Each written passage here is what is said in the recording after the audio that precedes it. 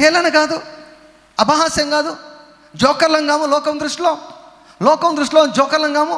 ఆ వాక్యం ఏం కావాలి? ఆ వాక్యము నెరవేర్చబడాలి, ఆ వాగ్దానం నెరవేర్చబడాలి. ఆ వాగ్దానం నెరవేర్చబడాలంటే ఊరిక ఉంటే నెరవేర్చబడతారు అనుకుంటున్నారా? No no no no no. It needs మొండి విశ్వాసము, it needs a violent faith. పట్టుదలతో కూడిన, రోషముతో కూడిన, పౌరుషంతో కూడినటువంటి విశ్వాసము ఉంటేనే ఆ వాక్యము నెరవేర్చబడుతుంది. ఓ వ్యక్తి కూర్చున్నాడంట, అప్పులు ఉన్నాయి, కొన్ని లక్షల అప్పులు ఉన్నాయంట. దేవుని యొక్క సన్నిధిలో కూర్చున్నాడు. యేసయ్యా, నీ వాక్యం చెబుతుంది 23 కీర్తనలో 1 వచనము, యెహోవా నా కాపరి, నాకు లేమి కలగదని, నాకు అప్పులు ఉన్నాయి, అప్పులన్నా కొట్టాయి, ఈ వాక్యాన్నన్నా కొట్టాయి అని కూర్చున్నాడంట. నా అప్పులన్నా కొట్టాయి, ఈ వాక్యాన్నన్నా కొట్టాయి అని కూర్చున్నాడంట. దేవుడు దేన్ని కొట్టేస్తాడు? అప్పులు కొట్టేశాడు. హల్లెలూయా. 1000 రూపాయల అప్పైనా తీరుస్తాడు, 50,000 అప్పైనా తీరుస్తాడు, 1,00,000 రూపాయల అప్పైనా తీరుస్తాడు, 10 లక్షల అప్పైనా తీరుస్తాడు, 1 కోటి రూపాయల అప్పైనా తీరుస్తాడు, 10 కోట్ల అప్పైనా తీస్తాడు, 50 కోట్ల అప్పైనా తీరుస్తాడు, 100 కోట్లైన అప్పు అయినా తీరుస్తాడు, 1,00,000 కోట్ల అప్పైనా తీరుస్తాడు. ఒక దేశం యొక్క అప్పులన్నీ కూడా ఒకే రోజులో నా దేవుడు తీర్చగలడు. మానవాతీతమైన పద్ధతిలో ఆయన తీర్చగలడు. ఏమంటాడు? నా మాట వింటే, నా మాట శ్రద్ధగా వింటే. ఇప్పుడు వింటున్నారు మీరు వాక్యాన్ని, నేను ఎప్పుడు చెప్తాను, వింటే మీరు వింటారు, వింటే వింటారు, వింటే వింటారు. అంటే దేవుని యొక్క మాటను వింటే మీరు ఆ మాటకు లోబడతారు, సులభంగా లోబడతారు. ఎక్కువ విన్నారనుకోండి, సులభంగా లోబడతారు, మీకు తెలియకుండానే మీరు లోబడతారు, మీకు తెలియకుండా లోబడతారు. సో వినడం చాలా ప్రాముఖ్యం, మాటి మాటికి వినడం చాలా ప్రాముఖ్యం. ఆయన మాట వింటే అనంట మన జీవితాల్లో భూతద్దం పెట్టి వెతికినా కూడా పేదరికం కనిపించదంట. ఎక్కడ చూసినా వైభవము ఉట్టి పడుతుంది. సొలొమోను సామ్రాజ్యంలో ఏ రీతిగా ఉండిందో, సొలొమోను సామ్రాజ్యంలో ఎంత ఐశ్వర్యం ఉందో, అటువంటి ఐశ్వర్యం చేత నీ ఇంటిని నా దేవుడు నింపాలని కోరుకుంటున్నాడు. కలిమియు సంపదయు వాని ఇంట ఉండను, నీతిమంతుని ఇల్లు గొప్ప ధనానిదే. హల్లెలూయా. నీతిమంతుల గుడారములలో రక్షణను గూర్చినటువంటి ఉత్సాహ గానములు వినపడును అని దేవుని యొక్క వాక్యంలో వ్రాయబడింది. వారు దయాళుత్వం గలవారు, అనేకులకు అప్పిచ్చేవారంట. హల్లెలూయా. అప్పిచ్చే స్థితిలో దేవుడు నేను పెడతాడు. సో నా మాట వింటే, నా మాట వింటే, నా మాట వింటే, నా మాటకు లోబడితే మీలో బీదలు ఉండరు. మనం మంచి బట్టలు వేసుకుంటే ఎవరికి పేరు? మన దేవునికి పేరు. హల్లెలూయా. మంచి వస్త్రాలు వేసుకొని, మంచి షూ వేసుకొని, మంచి కార్స్ కానీ మంచి ఉంటే ఎవరికి పేరు? దేవునికి పేరండి. దేవుడు మెటీరియల్ థింగ్స్ పట్టించుకోవడం అనుకుంటున్నారా? లేదు, బైబిల్లో ఉంది, వాక్యంలో ఉంది. కొంతమందికి ఇష్టం ఉండదు, వాళ్ళ సంగతి వదిలేసేయండి. కొంతమంది డబ్బుల గురించి మాట్లాడితే మేము వినమంటారు. అవసరం లేదు, మనకు అవసరం లేదు. వాళ్ళ నమ్మిక చొప్పున వాళ్ళు కలుగును కాక. Hallelujah. If you want to come, దేవుని యొక్క చిత్తాన్ని నేను మీ ముందు పెడుతున్నాను. ఏంటి దేవుని యొక్క చిత్తం? ఒక్కరికి కూడా 1 రూపాయి అప్పు ఉండకూడదు. ఏ బ్యాంకుకు 1 రూపాయి కూడా మనము అప్పు ఉండకూడదు. ఇది దేవుని యొక్క ప్రణాళిక. దేవుని యొక్క మాట వింటే మన జీవితాల్లో పేదరికం ఉండదు. ఒకవేళ తరతరాలుగా పేదరికము నిన్ను వెంటాడుతుందేమో, ఆ పేదరికం వెంటాడుతుందేమో, కానీ నీ దగ్గర అది చచ్చిపోవాలి. ఈ సీజన్లోనే అది చచ్చిపోవాలి. Hallelujah. You should kill that poverty in the name of Jesus. యేసు నామములో నేను పేదరికం పైన దేవుని యొక్క వాక్యంతో నేను దాడి చేస్తున్నాను. నీవు కూడా నీ గొంతు కలిపి, నీ విశ్వాసాన్ని కలిపితే నీ జీవితంలో పేదరికం ఆగిపోతుంది. Poverty should die in your life. పేదరికం అంటే ఏంటో నీ పిల్లలకు తెలియకూడదు. కొరత అంటే ఏమిటో నీ పిల్లలకు తెలియకూడదు. నువ్వు ఫైనాన్స్ కోసం స్ట్రగుల్ కావడం నీ పిల్లలు చూడకూడదు. నువ్వు ఆర్థికంగా చతికలు పడ్డము నీ పిల్లలు చూడకూడదు. నువ్వు ఇతరులపైన ఆధారపడడం నీ పిల్లలు చూడకూడదు. నీ పిల్లల దృష్టిలో నువ్వు రాజులాగా, రాణిలాగా జీవించాలి. హల్లెలూయా.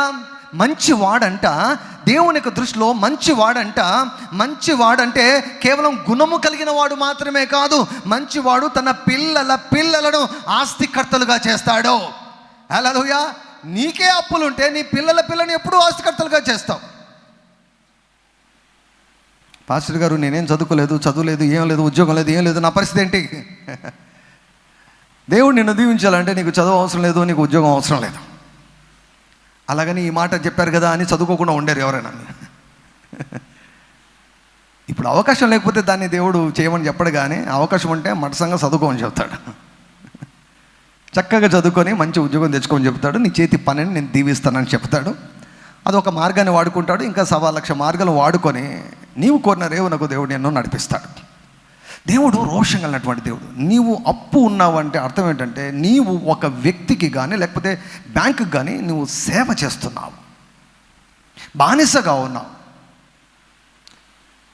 మనము దేవునికే బానిసలుగా ఉండాలి, దేవునికే సేవకులుగా ఉండాలి తప్ప అప్పిచ్చే వాళ్ళకు సేవకులుగా ఉండకూడదు, బ్యాంకులకు సేవకులుగా మనం ఉండకూడదు. We should not become slaves of people, we should not become slaves of banks. ఒక తరాన్ని దేవుడు తయారు చేయమని దేవుడు నాకు చెబుతున్నాడు. ఒక తరాన్ని, అప్పులు లేని తరాన్ని దేవుడు తయారు చేయమంటున్నాడు. లోన్లు తీసుకొనవలసిన అవసరం లేని తరాన్ని దేవుడు తయారు చేయమంటున్నాడు. ప్రత్యేకించబడినటువంటి ఒక జన్మను తయారు చేయమని దేవుడు చెబుతూ ఉంటున్నాడు. నాకు బాగా విశ్వాసం అండి ఏంటంటే నేను ఏమి బోధిస్తే నా దేవుడు వాటిని నెరవేరుస్తాడు. నేను ఏం బోధిస్తే నా దేవుడు వాటిని నెరవేరుస్తాడు. ఫైనాన్సెస్ గురించి నేను బాగా బోధిస్తున్నాను. ఆ బోధను ఆపేదానికి సాతానుగాడు బాగా కుట్ర వేసి కొంతకాలం ఫైనాన్సెస్ గురించి చెప్పించకుండా చాలా ఆపేదానికి వాడు ప్రయత్నం చేశాడు. నేను ఎప్పుడు చెప్తుంటాను, I'm like a rubber ball వేసి నేలకేసి కొట్టామనుకోండి, ఎంత గట్టిగా కొడితే అంత పైకి లేస్తుంది. అంతకుముందు చాలా తక్కువ సౌండ్తో చెప్తున్నాను, ఇప్పుడు సౌండ్ పెంచుతున్నాను. ప్యాషన్ పెరిగింది. ఇంకా హల్లెలూయా. ఫైనాన్సెస్ గురించి ఇంతకుముందు ఎట్లా చెప్పానో దానికి మించి 100 రెట్లు ఎక్కువ చెప్పబోతున్నాను నేను ఇప్పుడు. Hallelujah. I'm going to become famous for finances, దానిలో డౌట్ లేదు. భారతదేశం అంతా నా పేరు తెలుస్తుంది. ఆర్థికపరమైన విషయాల గురించి మాట్లాడాలంటే ఆర్టిజనే మాట్లాడాలని అంటారు అనమాట. అటువంటి కృపను పేరును దేవుడు రాబో రోజుల్లో ఇవ్వబోతున్నాడు. ఎందుకంటే ఆ పిలిపించాడు నాకు. టీచ్ మై చిల్డ్రన్ అన్నాను. నా పిల్లల విషయంలో నేను చాలా రోషం ఉంది. అసలు ఎవరు వారికి బానిసలుగా ఉండకూడదు అంటూ దేవుడు నాకు తన యొక్క ప్యాషన్, తన యొక్క రోషం, తన యొక్క జిల్లస్నెస్, తన యొక్క పౌరుషము ఎంత ఉందో చెప్పేదానికి ఆయన ఒక వాక్యాన్ని నాకు ఇచ్చారు. ఒక వాక్యాన్ని ఆయన చూపించారు. చూద్దాం ఆ యొక్క వాక్యాన్ని. నిర్గమాకాండము 11వ అధ్యాయము 7వ వచనం. నిర్గమాకాండము 11వ అధ్యాయము 7వ వచనం. యెహోవా ఐగుప్తీయులను ఇశ్రాయేలీయులను వేరుపరచునని మీకు తెలియబడినట్లు మనుషుల మీద కానీ జంతువుల మీద కానీ ఇశ్రాయేలులో ఎవరి మీదనైనను ఒక కుక్కయు తన నాలుక ఆడించదు. హల్లెలూయా. ఆనాడు ఇశ్రాయేలీలు 400 సంవత్సరాలుగా ఐగుప్తీయులు సతాయించారన్నమాట, వేధించారు అన్ని రకాలుగా. 4 జనరేషన్స్, 400 years, 400 సంవత్సరాలు ఐగుప్తీయులు ఇశ్రాయేలును బాగా విసిగించారు.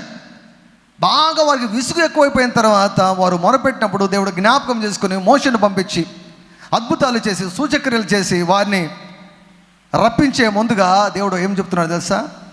నేను ఐగుప్తులను ఇశ్రాయేలును వేరుపరచునని మీకు తెలియనట్లు. అంటే దేవుని పిల్లలకు ఇతరులకు తేడా ఉండాలి.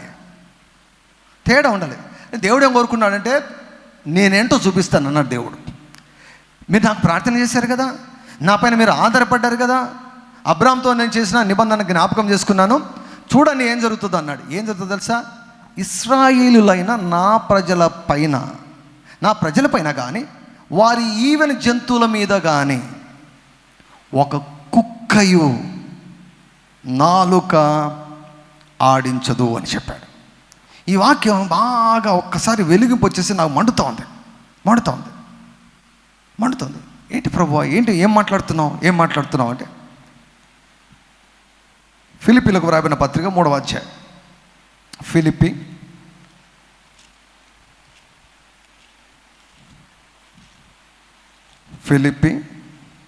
3 ఏముందండి? 3:2 3వ అధ్యాయము ఫిలిప్పీలకు రాసిన పత్రిక 3వ అధ్యాయము 2వ వచనం ఏముంది? నేను స్టడీ చేసేదానికి కుక్కలు అని కొట్టాను. బైబిల్లో ఎక్కడెక్కడ ఉన్నది, ఎన్ని వాక్యాలు వచ్చాయో తెలుసా? ఏంటప్ప ఇన్ని వాక్యాలు ఉన్నాయి అనుకున్నా. కుక్కల విషయమై జాగ్రత్తగా ఉండుడి. ఎవరు కుక్కలు? ఇక్కడ కుక్కలు అంటే మన వీధి కుక్కలా? నో.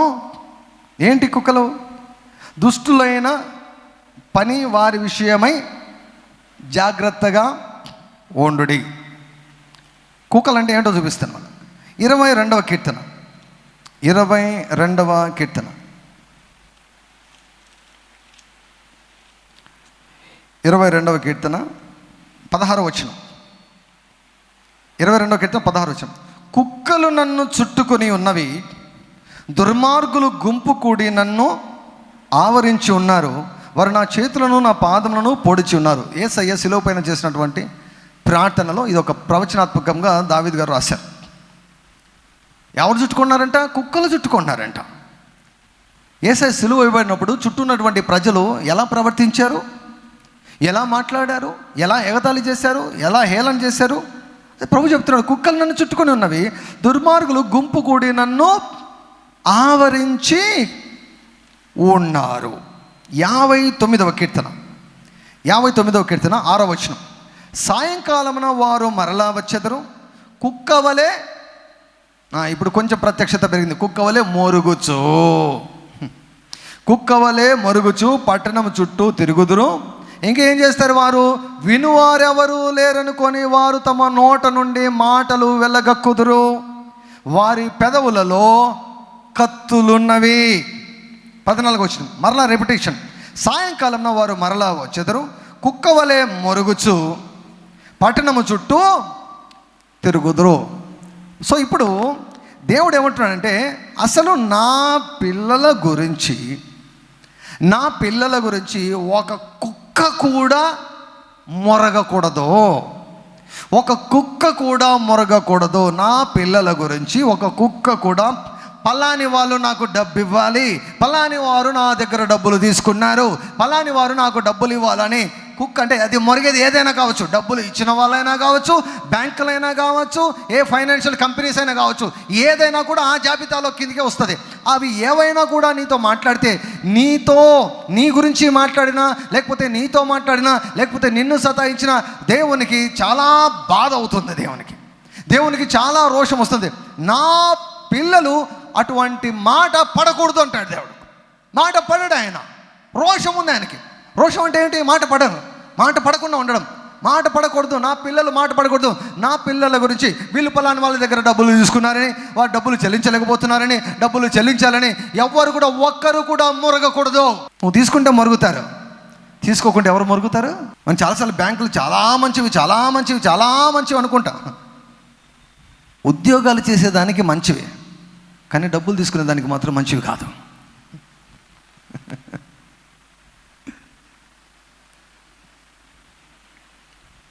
కొంతమంది మందులు తీసుకుంటే పాపం అని అనుకుంటారు. అలా అనుకుంటే డాక్టర్లంతా కూడా పాపులను చూస్తారు. నేను కర్నూలులో ఎంబీబీఎస్ చేసేటప్పుడు ఒక చర్చికి వెళ్ళాను. అసలు ఎలా చూస్తారంటే పాపులను చూస్తున్నారు, డాక్టర్లా మీరు అని పాపులను చూసినట్టు చూస్తున్నారు. మూర్ఖులు. నెల ఆఖరి వచ్చిందంటే చాలు, నెల ప్రారంభం కూడా అవ్వాల్సిన అవసరంలా మెసేజ్లు వస్తుంటాయి. ఈఎంఐ మీరు కట్టాలని మీకు రిమైండ్ చేస్తున్నాం. మీ దగ్గర డబ్బులు ఉన్నాయా? పర్వాలేదు. డబ్బులు లేవా? వణుకు స్టార్ట్ అవుతుంది. ఈఎంఐలు అంటే ఏంటి? మొరుగుతున్నాయి. డబ్బులు ఇవ్వు. వాళ్ళు కనికరం చూపుతారా? కనికరం చూపరు, ఏమి చూపరు. ఇచ్చేటప్పుడు మాత్రం చెబుతారు. వన్స్ ఇచ్చిన తర్వాత నువ్వు ఇరుక్కున్నట్లే. నీకేం మర్యాద ఏమి ఇవ్వరు. నీ బాధని అర్థం చేసుకోరు. నువ్వు కట్టలేకపోయినావు అనుకో, నీ ఇల్లు స్వాధీనం చేసుకుంటారు. నువ్వు కారు కొని కొట్టలేకపోయినావు అనుకో, నీ కారు స్వాధీనం చేసుకుంటారు. నువ్వు దేనికొరకైనా ఏదైనా బిజినెస్ కొరకు అప్పు తీసుకున్నావు అనుకో, కట్టలేకపోయినావు అనుకో, నీ ఆశలు ఏమేమి ఉన్నాయి అన్నీ వాళ్ళు స్వాధీనం చేసుకుంటారు. ఇట్లాంటి వాళ్ళ చేతులకి వెళ్ళాలా మనము? ఇటువంటి సంస్థల చేతులకి వెళ్ళాలా మనము? నో. అటువంటి తరం రావాలని దేవుడు కోరుకుంటున్నాడు. నువ్వు అప్పు చేసావేమో, అయితే ఇదే ఆఖరి అప్పు కావాలి. నువ్వు ఎవరి దగ్గరైనా అప్పు తీసుకున్నావేమో, ఇదే ఆఖరి అప్పు కావాలి. ఎక్కడైనా బ్యాంకులో లోన్ తీసుకున్నావేమో, ఇదే ఆఖరి లోన్ కావాలి. హల్లెలూయా. ఒకవేళ ఇది దేవుడు చెబుతున్నాడు, దేవునితో మాట్లాడుతున్నాడు, నా దేవునికి నా గురించి ఇంత రోషం ఉందా? నా దేవుడు మాట పడకూడదని కోరుకుంటున్నాడు. నేను కూడా మాట పడాలని ఎందుకు నేను కోరుకోవాలి? నేను కూడా మాట పడను. యేసయ్యా ఐఎమ్ ఆల్సో రెడీ. నా గురించి ఒక కుక్క కూడా మొరగకూడదు. యేసయ్యా నేను సిద్ధంగా ఉన్నాను, నాకు సహాయం చేయండి. ఎవరెవరికి ఏమేమి అచ్చున్నానో అందరికీ విసిరి పారవేస్తాను. ప్రతి బ్యాంకుకు క్లీన్ చేసేసుకుంటాను. ప్రతి బ్యాంకు కట్టేసి అన్నీ కూడా క్యాన్సిల్ చేసుకుని నా మొబైల్కు ఈఎంఐ కట్టాలని ఒక్క మెసేజ్ కూడా రాకూడదు. డబ్బులు పడ్డాయని రావాలి తప్ప డబ్బులు మీరు కట్టాలి అన్నటువంటిది రాకూడదు. అది ఏంటో తెలుసా? కుక్క మొరగడం. నువ్వు నా వాడి అంటుంది బ్యాంకు, నాకు కట్టావు నాకు ఇవ్వాలంటుంది. కట్టేంత వరకు నేను వదిలిపెట్టనంటుంది. అప్పు ఇచ్చిన వారు కట్టేంత వరకు వదిలిపెట్టాం. పాతకాలం ఏం చేసేవారు? అప్పు ఇస్తే మొత్తం పిల్లల్ని ఎత్తుకొని పోయేవారు, బానిసలుగా ఎత్తుకొని పోయేవారు. అప్పు కట్టలేకపోయావు కదా నీ కొడుకుని బానిసగా, కళ్ళ ముందే పిల్లలను బానిసలుగా తీసుకుని వెళ్ళేవారు. అప్పు కట్టలేకుండా పోయారు. కాబట్టి వాక్యంలో కూడా మనకు కనిపిస్తావు. నాకు దేవునికి అది నచ్చుతుందా? ఏమన్నా నచ్చుతుందా? దేవునికి అస్సలు నచ్చదు. నీ పిల్లలు ఎవరైనా కొనిపోతే నీకు నచ్చుతుందా? మరి నీ గురించి నానాకమైనటువంటి వారు గుంపులు కూడా కుక్కల్లాగా నీకు అప్పిచ్చినప్పుడు నీతో మాట్లాడాలి. అవునా కాదు చెప్పండి? నీకు అప్పిచ్చినప్పుడు నీతో మాట్లాడాలి. నేనైతే ఇంతవరకు ప్రియులారా, ఇంతవరకు నా వ్యక్తిగత అవసరాల కొరకు ఒక్క రూపాయి కూడా నేను అప్పు చేయలేదు. నా పర్సనల్ నీడ్ కొరకు నేను చెప్తున్నాను, మీ ఎదురు చెప్తున్నాను. నా పర్సనల్ నీడ్ కొరకు, నా వ్యక్తిగత అవసరాల కొరకు ఒక్క రూపాయి కూడా నేను ఎవరి దగ్గర అప్పు చేయలేదు. నా పర్సనల్ అవసరం కొరకు ఏం పెద్ద నాకేం అవసరం లేదు. నేను చెప్పాను కదా, ఒకరోజు ప్రాక్టీస్ చాలు. నాకు నెలంతా నాకు గడుస్తుంది, సమృద్ధిగా గడుస్తుంది. ఒకరోజు ప్రాక్టీస్, ఒకరోజు జీతమే. నాకు ప్రతిరోజు జీతం వస్తుంది. Everyday I'll get salary. నెలకు వస్తారు కదా, ప్రతిరోజు నాకు జీతం వస్తుంది. వ్యక్తిగత అవసరాల కొరకు చేయలేదు. కొన్ని కారణాలను బట్టి కొన్ని లోన్లు తీసుకోవడం జరిగింది, కొన్ని కారణాలను బట్టి కొన్ని బిజినెస్లను బట్టి కొంత డబ్బు తీసుకోవడం జరిగింది. దానివలన చాలా నష్టపోయాను. నాకు చాలా జ్ఞానం వచ్చింది, చాలా వివేకం వచ్చింది. దేవునికి చెప్పాను. ఇప్పుడు ఎవరైనా కూడా అప్పు నీకు ఇచ్చినప్పుడు వారు నీతో మాట్లాడాలి. నీతో మాట్లాడి డబ్బులు ఇస్తావు, ఎప్పుడు ఇస్తావు అని చెప్పి నీతో మాట్లాడి నీతో సెటిల్ చేసుకోవాలి. వాళ్ళు ఇంకొకరితో నీకు అప్పిచ్చావని మాట్లాడారంటే అవి ఏంటో తెలుసా? కుక్కలు మొరగడం అన్నమాట. మళ్ళీ చెప్తాను మీకు, ఇది అర్థం కావాలి. ఒకవేళ మీరు ఎవరికైనా అప్పించినా కూడా దయచేసి ఇది, ఎందుకంటే దేవునికి ఏది సంతోషమో మీరు తెలుసుకోండి దయచేసి. నీవు ఎవరికైనా అప్పిస్తే నీ దగ్గర ఎవరు అప్పు తీసుకున్నారో వాళ్ళతోనే అప్పు గురించి మాట్లాడు. వాళ్ళతో కాకుండా వీళ్ళతో నేను పలానాడికి డబ్బులు ఇచ్చాను వాడి సరిగ్గా ఇవ్వడం లేదని ఊరంతా నువ్వు చెప్పుకుంటున్నావు అనుకో, దేవుని యొక్క దృష్టిలో ఈ కుక్కల జాబితాలోనికి వెళ్ళిపోతారన్నమాట. ఇది మొరగడం అన్నమాట. అలా మొరగడం దేవునికి అస్సలు ఇష్టం ఉండదు. ఫర్ ఎగ్జాంపుల్, దేవుడు బీద వారికి సాయం చేయమన్నాడు. బీద వారికి సాయం చేసేటప్పుడు డప్పు కొట్టి బయట అందరికీ తెలిసేటట్టు సాయం చేయమన్నాడు. ఎలా చేయమన్నాడండి? ఎలా సాయం చేయమన్నాడు? కుడి చేయిస్తే ఎడమ చేతికి తెలియకూడదు అన్నాడు. అంటే అర్థం ఏమిటంటే, నువ్వు ఇప్పుడు ఇచ్చేసి వెంటనే మర్చిపోవాలంట. నేను పలాని మనిషికి ఇచ్చాను అని 10 మందికి చెబితే ఏమవుతుంది తెలుసా? వారిని సమాజంలో తగ్గించినట్లు అవుతుంది, అవమానించినట్లు అవుతుంది. కాబట్టి సమాజంలో వారు తగ్గించబడకూడదు అని నువ్వు వారికి డబ్బు ఇచ్చింది కూడా వేరే వాళ్ళకి చెప్పకూడదు అని చెప్పాడు దేవుడు. అలా చెబితే నీ ఫలము రాదు అని చెప్పాడు దేవుడు. ఎవరైనా అవసరతలో డబ్బులు తీసుకుంటే వారిని కించపరిస్తే, వారిని అవమానిస్తే వారు కుక్కల జాబితాలోకి వెళ్తారు. ఆ కుక్కలు ఒక కుక్క కూడా నీ మీద మొరగకూడదని దేవుడు కోరుకుంటున్నాడు. దాన్ని ఏంటో ఆయన చూపించాలని కోరుకుంటున్నాడు. హల్లెలూయా. ఓ మనిషి ఏ మనిషి మొరగకూడదు, ఏ బ్యాంకు మొరగకూడదు. నెలకు ఒకసారి ఈఎంఐ అనే బ్యాంకు మొరగకూడదు. వాళ్ళ పిచ్చేమో ఏం పిచ్చో కానీ అసలు నేను ఎప్పుడు కూడా ఈఎంఐస్ ఎప్పుడు ప్రతి నెల కూడా ప్రాంప్ట్గా నేను కడతాను ఈఎంఐ. అదేంటో ప్రాంప్ట్గా కడుతున్నాను కదా. మెసేజ్ల మీద మెసేజ్లు. 7వ తేదీ రాకమునిపే నెల ఆఖరి నుంచే మొదలవుతుంది. మీరు 7వ తేదీ ఇంత డబ్బులు కట్టాలని 2-3 మెసేజ్లు వస్తాయి. మళ్ళీ ఫోన్లు వస్తాయి, మీరు కట్టాలి, డబ్బులు రెడీ చేసుకోండి అని. ఈ కుక్కలు కదండి ఇవి. They are dogs. I hate these dogs. ఈ సిస్టమే నాకు నచ్చలేదు, దేవునికి నచ్చలేదు. దేవుడు అన్నాడు, మీరు నా మాట వింటే మీలో పేదరికం ఉండదు. అంటే అర్థం ఏంటి? మీరు అప్పు చేయవలసిన అవసరం ఉండదు. హల్లెలూయా, హల్లెలూయా. ఆయన మిమ్మల్ని ఆశీర్వదించును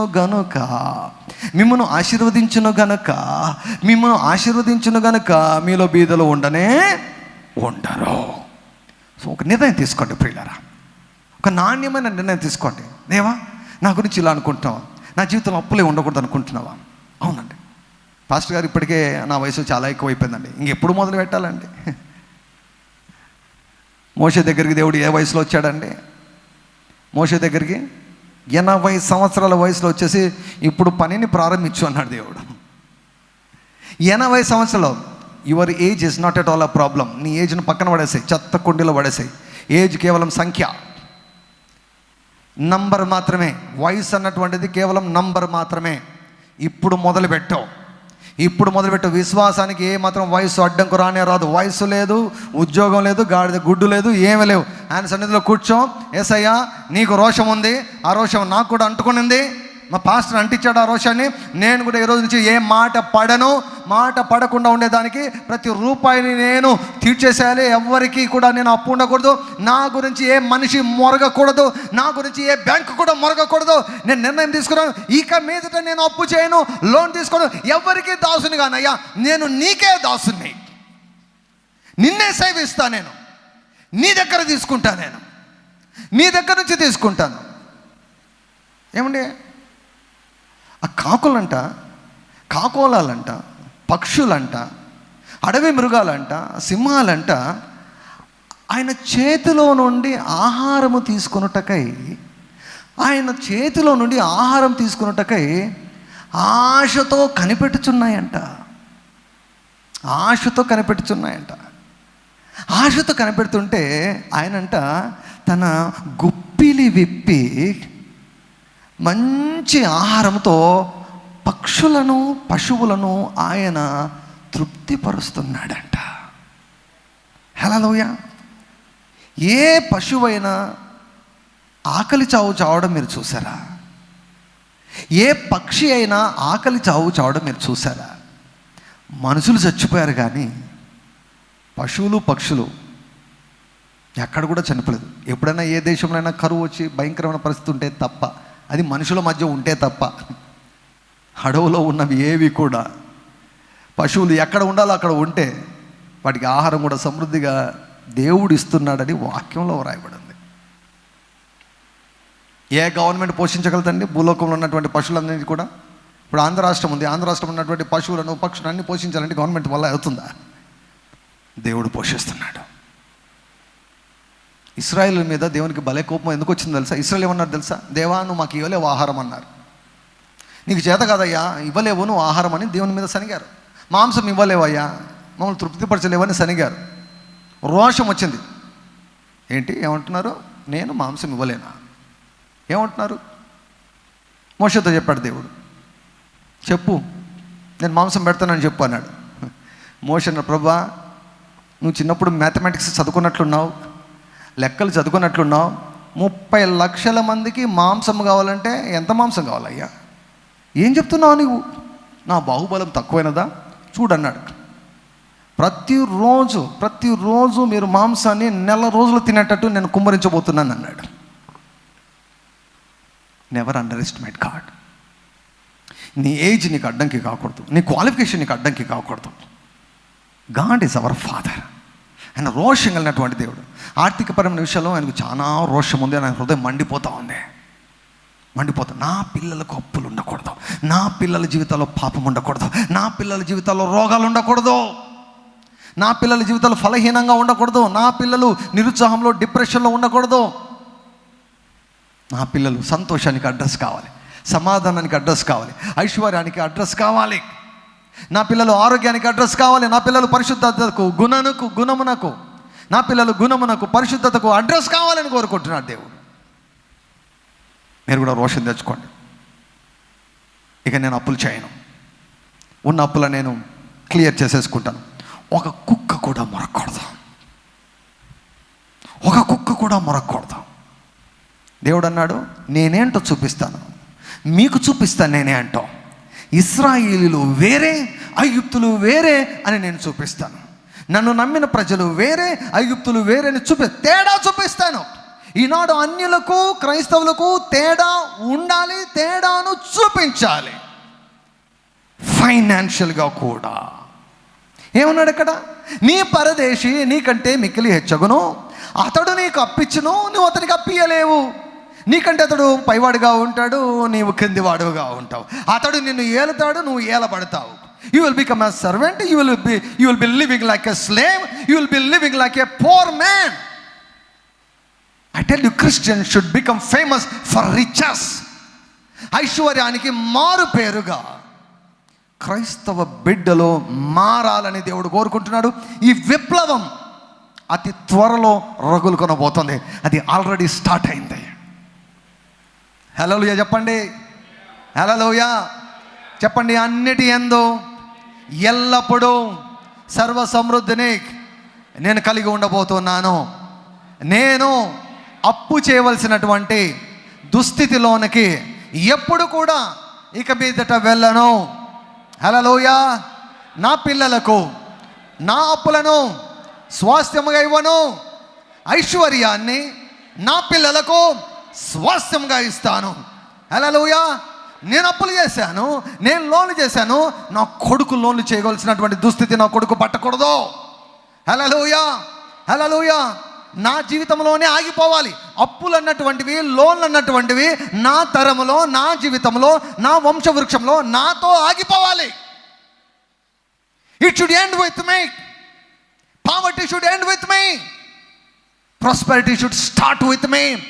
నా నుండే ఐశ్వర్యం ఆరంభం కావాలి, నా నుండే దైవికపరమైన ఆరోగ్యం ఆరంభం కావాలి, నా నుండే సుగుణము గుణము ఆరంభం కావాలి, నా నుండే ఆనందము ఆరంభం కావాలి, నా నుండే దైవికపరమైన నెమ్మది ఆరంభం కావాలి, నా నుండే సూచక క్రియలు, అద్భుతములు, మహత్కార్యములు ఆరంభం కావాలి, నా నుండే అభిషేకము ఆరంభం కావాలి. ప్రతి శాపము నాలో, నా జీవితంలో చచ్చిపోవాలి. అబ్రహాం ఆశీర్వాదం నాతో ఆరంభం కావాలి. అంతవరకు దేవుడు అబ్రహాం దగ్గరికి రానంత వరకు అబ్రహాము శాపంలో ఉన్నాడు. దేవుడు దర్శించిన వెంటనే ఏం పని చేయడం మొదలైంది తెలుసా? ఆశీర్వాదం పనిచేయడం మొదలైంది అబ్రహాం పైన. హల్లెలూయా. అలా ఆ యొక్క వంశావళిలో అబ్రహాము నుంచి ఎలా దేవునికి ఆశీర్వాదము స్టార్ట్ అయిందో కదా. ఆదాము దగ్గర శాపము ఆరంభమైంది, ఆదాము దగ్గర శాపం ఆరంభమైంది. మరలా ఆశీర్వాదం ఎక్కడ ఆరంభమైందో తెలుసా? అబ్రహాము దగ్గర ఆరంభమైంది. హల్లెలూయా. అది ఒక స్థాయిలో ఆరంభమైతే అబ్రహాము సంతానమైనటువంటి, దావీదు సంతానమైనటువంటి యేసయ్య దగ్గర యెహోవా ఆశీర్వాదము ఆరంభమైంది. గలతీ 3:13 ప్రకారం క్రీస్తు మనలను ధర్మశాస్త్ర సంబంధమైన ప్రతి విధమైన శాపం నుంచి మనల్ని విమోచించేశాడు. ఎఫెసీ 1:3 అంటుంది, పర సంబంధమైన ప్రతి ఆశీర్వాదంతో ఆయన మనల్ని ఆశీర్వదించేశాడు, దీవించేశాడు. We are rich by faith, we are rich by birth. ఒక సంపన్నమైనటువంటి కుటుంబంలోనికి మనం పుట్టామన్న విషయాన్ని మర్చిపోవద్దు. నీ దేవుడు శ్రీమంతుడు అన్న విషయాన్ని మర్చిపోవద్దు. నీ దేవుడు గొప్ప ఐశ్వర్యవంతుడు అన్న విషయాన్ని నువ్వు మర్చిపోవద్దు. తండ్రి ధనవంతుడు అయితే కుమారుడు ఆటోమేటిక్గా ధనవంతుడు అవుతాడు. అందుకే పేదరికము ఇక్కడ పోవాలి. ఇక్కడ పోతే నీ చేతులోనికి డబ్బు వస్తుంది. హల్లెలూయా. నీ వ్యాలెట్ నిండిపోతుంది. నీ అకౌంట్లో, నీ యొక్క బ్యాంక్ అకౌంట్లో డబ్బులతో నీ అకౌంట్ నిండిపోతుంది. ఎప్పుడు? ఇక్కడ ఐశ్వర్యం నిండాలి, ఇక్కడ పేదరికం పోవాలి. ఇక్కడ పేదరికం పోవాలంటే ఈ బోధ వినాలి, ఈ బోధ వినాలి. దుమ్ము విదిలించుకోవాలి. No, I don't live like this. No more, I will not lead such kind of life. ఇది ఒక శాపగ్రస్తమైనటువంటి జీవితం. అడక్కదనే జీవితం నాకు వద్దు, అడక్కదనే జీవితం నాకు ఉండకూడదు. ఇంకొకరు నా గురించి మాట్లాడకూడదు, ఇంకొకరు నా గురించి మొరగకూడదు. మనుషులు ఎట్లుంటారు తెలుసా? 1000 రూపాయలకు మొరుగుతారు. నువ్వు 1000 రూపాయలేమో ఇచ్చేస్తావు. ఆ మొరగడం ఏం కావాలి? మరి మొరగడం ఏం కావాలి? 1000 రూపాయలు ఇచ్చేస్తావు. దేవునికి సన్నిధిలోకి వెళ్ళేవాళ్ళు దేవుడు ఏం చెప్తాడు? డబ్బులు ఎగరవటం అని చెప్పాడు. ఎవరి డబ్బులు వాళ్ళకి ఇచ్చేసాయని చెప్తాడు. ఎట్లా ఇవ్వాలి ప్రభు అంటే నేను ఇస్తా కదా నీకు అంటాడు. హల్లెలూయా.